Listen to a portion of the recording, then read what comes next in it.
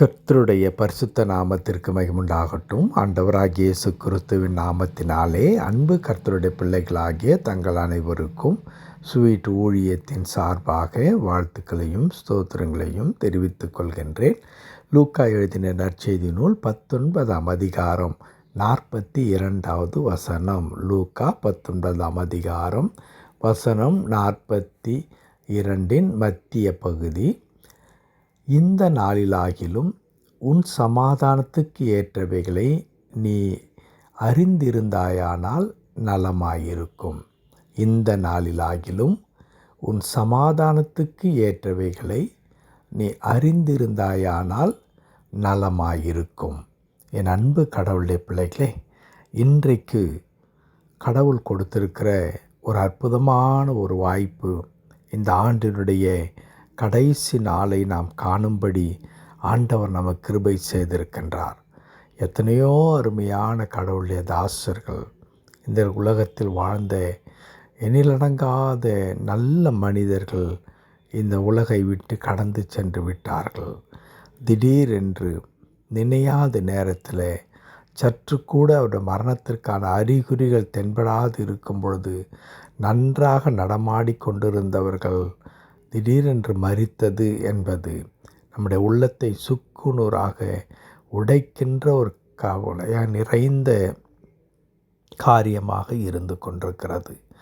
அன்பு கடவுளுடைய பிள்ளைகளே, அப்படிப்பட்டதான இந்த நிலையில் நமக்கு கடவுள் பாராட்டின அந்த இரக்கம் இருக்கிறதே, அந்த இரக்கத்திற்காக ஆண்டவருக்கு நாம் நன்றி செலுத்த நாம் கட்டாயம் கடமைப்பட்டிருக்கின்றோம். ஏனென்றால் அப்படி இந்த ஆண்டிலே இந்த உலகத்தை விட்டு கடந்து போன அநேக கடவுளுடைய பிள்ளைகளை காட்டிலும் நாம் அனைவரும் மிகவும் நல்லவர்கள் என்பதினாலே நீங்கள் வாழ்வதற்கு தகுதியானவர்கள். ஆகவே நான் இந்த உலகத்தில் நான் உங்களை நீடூடி வாழ வைக்கின்றேன் என்று ஆண்டவர் சொல்லவில்லை. மாறாக ஏனோ தெரியாது கடவுள் இன்னும் கொஞ்சம் கூட நம் மீது இரக்கமுள்ளவராயிருக்கிறார். ஆம் அன்பு கடவுளுடைய பிள்ளைகளே, இந்த ஆண்டுடைய கடைசி நாளில் கடைசி மணித்துளியில் நின்று கொண்டிருக்கிற நாம் ஆண்டவர் நமக்கு பாராட்டின அந்த கிருபையை நன்மைகளை நாம் நினைத்து பார்த்து ஆண்டவரை ஆராதிக்கவும் ஆண்டவருடைய திருக்கரத்திலே நம்முடைய வாழ்க்கை ஒப்பு கொடுக்கவும் நாம் அழைக்கப்படுகின்றோம்.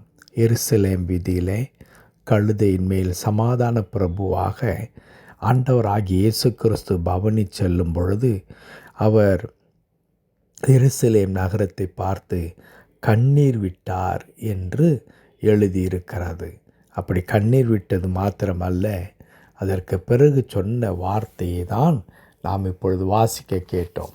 எருசலேம் நகரத்தை பார்த்து இயேசு கிறிஸ்து இப்படி சொல்லுகிறார், இந்த நாளிலாகிலும் உனக்கு சமாதானத்திற்கு ஏற்றவைகளை நீ அறிந்திருந்தாயானால் நலமாயிருக்கும். ஆம் என் அன்பு கடவுளுடைய பிள்ளைகளே, எருசலேம் நகரம் கடவுளால் மிகவும் அற்புதமாக உருவாக்கப்பட்ட நகரம். கடவுளுடைய பிள்ளைகளால் நிரம்பி இருக்கின்ற ஒரு நகரம். கடவுளால் முன்குறிக்கப்பட்ட மக்கள் வாழ்கின்ற நகரம். ஆனால் என்ன நடக்கின்றது? இயேசு கிறிஸ்துவை அவர்கள் அறியாதவர்களாக இருந்தார்கள்.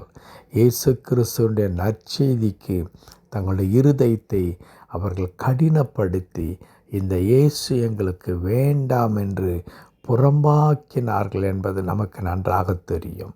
என் அன்பு கடவுளுடைய பிள்ளைகளே, இன்னொரு வார்த்தையிலே நான் சொல்லுவேனானால், மேசியாவை அறிந்து கொள்ள முடியாத ஆவிக்குரிய பார்வையற்ற மக்களாக, காணும் திறன் இல்லாத மக்களாக அவர்கள் இருந்தார்கள்.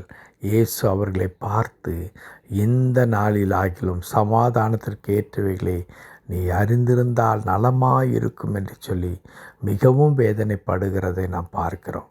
ஆம் அன்பு கர்த்தருடைய பிள்ளைகளே, எப்படி எருசலேம் நகரத்தார் அன்றைக்கு ஆவிக்குரிய குருடர்களாக, பார்வை திறன் அற்றவர்களாயிருந்து மேசியா யார் என்பதை அறிந்து கொள்ள முடியாது போனது நிமித்தமாக வாழ்க்கையிலே பலவிதமான இன்னல்களை சந்தித்தார்களோ, அதே வண்ணமாய் இன்றைக்கும் நாம் எப்படிப்பட்டவர்களாக நாம் இருந்து கொண்டிருக்கிறோம். இயேசு கிறிஸ்துவை அறிந்து கொள்ள வேண்டிய விதத்தில், இரட்சகரை நம்முடைய வாழ்க்கையில் ஏற்றுக்கொள்ள வேண்டிய விதத்தில் ஏற்றுக்கொள்ளாமல், அவரை நம்முடைய வாழ்க்கையில் ஏதோ தேவைகளை சந்திக்கின்ற ஒரு நபராக மாத்திரம் நாம் வைத்திருப்பதும், தேவை வரும்பொழுது மட்டும் தேடுவதற்கு வேண்டியவராக அவரை வைத்திருப்பது என்பது எத்தனை வேதனைக்குரிய காரியமாக இருக்கிறது. கர்த்தருடைய வசனத்தை நாம் வாசித்தோமே, அதில் இப்படி அல்லவா துவங்குகிறது, இந்த நாளிலாகிலும் என்று துவங்குகிறது.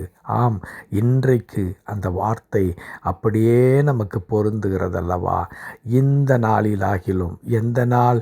இந்த ஆண்டினுடைய இறுதி நாளாகிய இந்த நாளிலாகிலும். இதற்கு பிறகு 2025 டிசம்பர் மாதம் 31 என்று ஒரு நாள் வரவே போவதில்லை. ஆம், அன்பு கடவுளுடைய பிள்ளைகளே, அப்படிப்பட்டதான இந்த நாளில் அற்புதமாய் கடவுள் நமக்கு ஈவாய் கொடுத்திருக்கிற திரும்பி வரப்போகாத இந்த நாளிலே கடவுளுடைய பிள்ளைகளாகிய நீங்களும் நானும் சமாதானத்திற்காரணராகிய இயேசு கிறிஸ்துவை நம்முடைய வாழ்க்கையின் சொந்த இரட்சகராக ஏற்றுக்கொண்டு, அவரால் ஆளுகை செய்யப்பட்டு, அவரால் வழி நடத்தப்பட்டு, அவரால் போதிக்கப்பட்டு, அவருடைய சித்தத்தின்படி நாம் வாழ நம்மை நாமே அர்ப்பணிப்பது மிக மிக அவசியமாக இருக்கிறது. அன்பு கடவுளுடைய பிள்ளைகளே, காலங்கள் மிக வேகமாய் ஓடிக்கொண்டிருக்கிறதை நாம் பார்க்கிறோம். கடவுளுக்கு சித்தமானால் ஒரு புதிய ஆண்டை நாம் சந்திக்கலாம். அது கடவுளுடைய அநாதி தீர்மானத்திற்கு உட்பட்டதாக இருக்கிறது. ஆனால் இன்றைக்கு கடவுள் இந்த மணித்துளிகளை நம்முடைய கரத்திலே கொடுத்திருக்கின்றார். இந்த மணித்துளிகளை நாம் எப்படி பயன்படுத்துகின்றோம், எப்படி செலவிடுகின்றோம் என்று நாம் ஆராய்ந்து பார்த்து, இந்த நாளிலாகிலும் சமாதானத்திற்கு ஏதுவான ஆண்டவராகிய இயேசு கிறிஸ்துவை கண்டு கொள்வதற்கு, அவரை நம்முடைய இரட்சகராகவும் நம்மை நடத்துகின்ற ஒரு அற்புதமான ஆண்டவராகவும் ஏற்றுக்கொள்ளும் பொழுது நிச்சயமாய் நம்முடைய வாழ்க்கை மிகுந்த ஆசீர்வாதத்திற்குள்ளாக வரும்.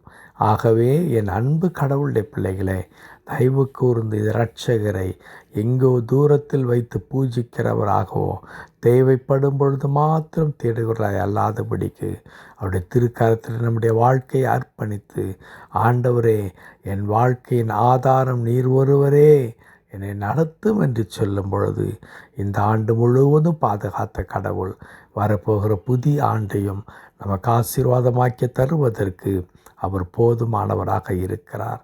தூரத்திலே இருந்து கும்பிட வேண்டியவர் அல்ல நம்முடைய இரட்சகர் இயேசு கிறிஸ்து.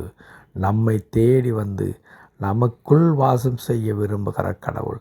ஆகவே அந்த சமாதானத்தின் தெய்வத்தை நாம் கண்டு கொள்ள தேவன் நமக்கு கிருபை செய்தருளுவாராக. ஆமேன், ஆமேன்.